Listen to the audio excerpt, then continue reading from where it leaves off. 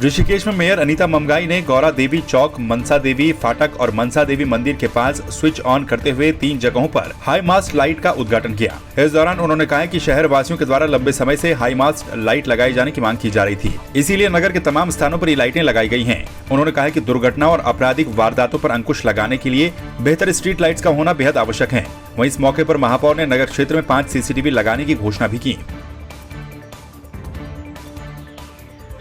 नगर निगम लगातार जनता से किए गए वादों के लिए पूरी तरह से वचनबद्ध है और जिस प्रकार से हमने जनता से जो वादे करे थे उनको चरणबद्ध तरीके से लगातार हम आगे बढ़ा रहे हैं। पथ प्रकाश की जो सबसे पहली प्राथमिकता नगर निगम की होती है कि क्षेत्र में कहीं पे भी अंधकार ना रहे, पूरी तरह से पथ प्रकाश रहे। खासकर अपने उन वार्डों में जो कि हमारे नगर निगम में ग्रामीण क्षेत्र नया सम्मिलित हुआ था, बहुत ज़्यादा काम करने की आवश्यकता उन क्षेत्रों में है।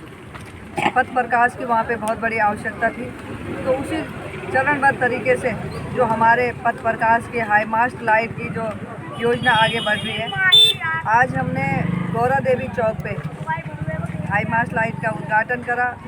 उसी चरण में आगे हमने जो हमारा मनसा देवी रेलवे फाटक है वार्ड नंबर 37 का और माँ मनसा देवी के प्रांगण में 3 जगहों पर आज हाई मास्ट लाइट का हमने उद्घाटन करा।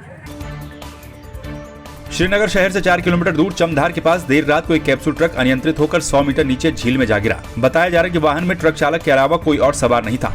हादसे की जानकारी मिलते ही SDRF की टीम मौके पर पहुंची, जिसके बाद देर रात तक रेस्क्यू ऑपरेशन चलाया गया। वहीं चालक का दलदल में कुछ भी पता नहीं चल पाया। चालक रायबरेली का रहने वाला था, जिसका नाम प्रदीप कुमार बताया जा रहा है। श्रीकोट के चौकी इंचार्ज ने बताया कि ट्रक चालक के बारे में अन्य ट्रक चालकों से जानकारी जुटाई जा रही है।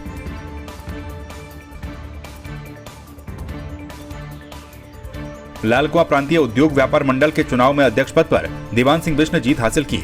वहीं दिनेश लोहानी ने महामंत्री का पद अपने नाम किया। आपको बता दें कि प्रांतीय उद्योग व्यापार मंडल की नई कार्यकारिणी के लिए मंगलवार सुबह 8 बजे से अंबेडकर पार्क में मतदान प्रक्रिया शुरू हुई थी। इस दौरान भारी पुलिस बल भी तैनात रहा, जिसके बाद शाम 5 बजे से वोटों की गिनती शुरू की गई, जो कि बुधवार सुबह 4 बजे तक चली। पहले सभी व्यापारी भाइयों का आभार व्यक्त करता हूं तहे दिल से, जिन्हें मुझे चुना और चुन करके अब मुझे जो अभी तक मैं कोई पद नहीं मिला, ना मुझे मेरी कार्य क्षमता दिखाने का मौका भी नहीं मिला। मैं विश्वास दिलाता हूं कि जितना हो सकेगा मैं अधिक से अधिक व्यापारियों के हित में और समाज के हित में हमेशा तत्पर रहूँगा और तत्पर रहता हूँ। सभी व्यापारी भाइयों का हाथ जोड़कर धन्यवाद करती हूँ कि उन्होंने मुझे इतने इस योग्य समझा और महिला उपाध्यक्ष पद के लिए मुझे जिताकर यहाँ तक पहुँचाया है। और मैं उनके लिए जो भी मैंने पहले भी बोला था कि मैं व्यापारियों के हित में हमेशा काम करूंगी और जो मेरे बड़े हैं अध्यक्ष हैं और महामंत्री जी जो भी आदेश करेंगे और जो भी मेरे योग होगा, जो करना होगा मुझे महिला उपाध्यक्ष के नाते मैं वो काम करूंगी। अब ये तो व्यापारी का चुनाव, सबको अधिकार है लोकतंत्र चुनाव में लड़ने का, भागीदारी करने का। सब शांतिपूर्ण चुनाव के लिए चुनाव अधिकारियों को, अपने जिला नेतृत्व को, अपने समस्त व्यापारी भाइयों का धन्यवाद करूंगा जो चुनाव में शांतिपूर्ण चुनाव में सहयोग किया। क्षेत्र की जनता का, व्यापारी भाइयों का, जिन्होंने 100% मतदान के लिए मैं सबका आभार व्यक्त करता हूँ।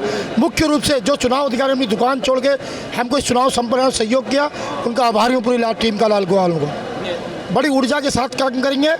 महामंत्री और अध्यक्ष तो पुराने आए हैं जीत के, और नई जो टीम आई हमारे साथ मिलकर काम करेगी। मुझे आशा है, विश्वास है, हम दिन रात व्यापारी सेवा में दिन रात लगा देंगे, ये मेरा विश्वास है। प्रांतीय उद्योग व्यापार मंडल की 380 इकाइयाँ पूरे प्रदेश में काम कर रही है। लालकुआं का कार्यकाल खत्म हो गया था। यहाँ प्रदेश अध्यक्ष जी के निर्देशानुसार, जिलाध्यक्ष के निर्देशानुसार जो चुनाव हुआ और व्यापार में बहुत जोश था।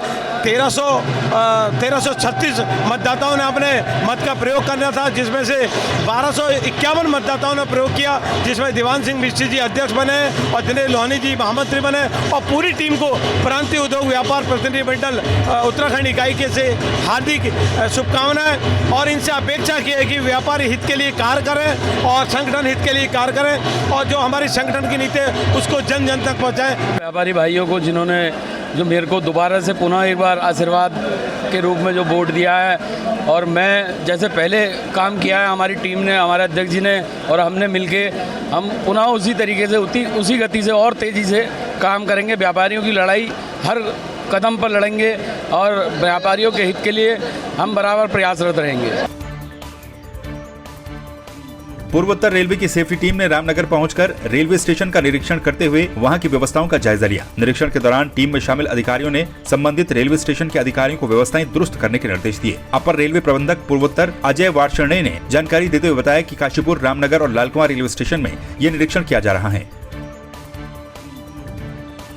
देखिए, आज रामनगर से लेके और काशीपुर और लालकुआं तक हम लोग का संरक्षा संबंधी निरीक्षण है। ये हम लोग का एक रूटीन इंस्पेक्शन है जिसमें कि संरक्षा से संबंधित जितनी भी चीज़ें हैं उसको हम लोग परखेंगे, जांचेंगे और यहाँ से हम लोग अपना निरीक्षण करते हुए लालकुआं तक जाएंगे।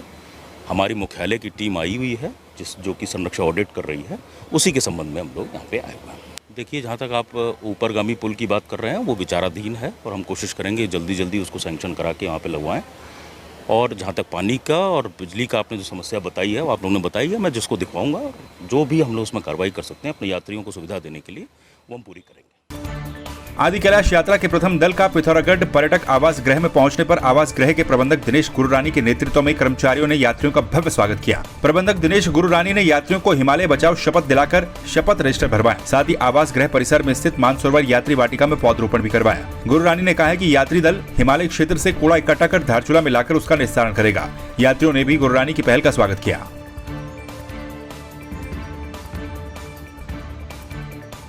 विलेज वॉलंटियर प्रोटेक्शन फोर्स के 1 दर्जन से ज्यादा युवकों ने रामनगर में कॉर्बेट टाइगर रिजर्व के उपनिदेशक नीरज शर्मा से मुलाकात की। युवाओं ने उन्हें रोजगार देने के संबंध में ज्ञापन सौंपा। युवाओं का कहना है कि 2 साल से वो कॉर्बेट को अपनी निःशुल्क सेवाएं दे रहे हैं, लेकिन आश्वासन के बाद भी उन्हें रोजगार नहीं दिया जा रहा है।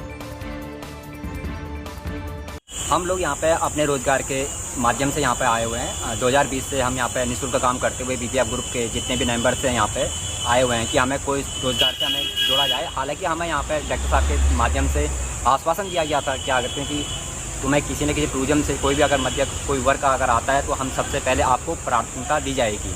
सारे वो विलेज प्रोटेक्शन फोर्स की तरफ से हालांकि उन्होंने अपनी तरफ से हमें कई प्रकार के किट वगैरह, वही वर्दी वगैरह और मेडिसिन वगैरह कई प्रकार के, एक लड़के को जहाँ पर उन्होंने इतना पैसा खर्च किया हुआ है तो हमें भी हमसे रिक्वेस्ट है उनसे कि हमें कुछ रोज़गार से जोड़ा जाए।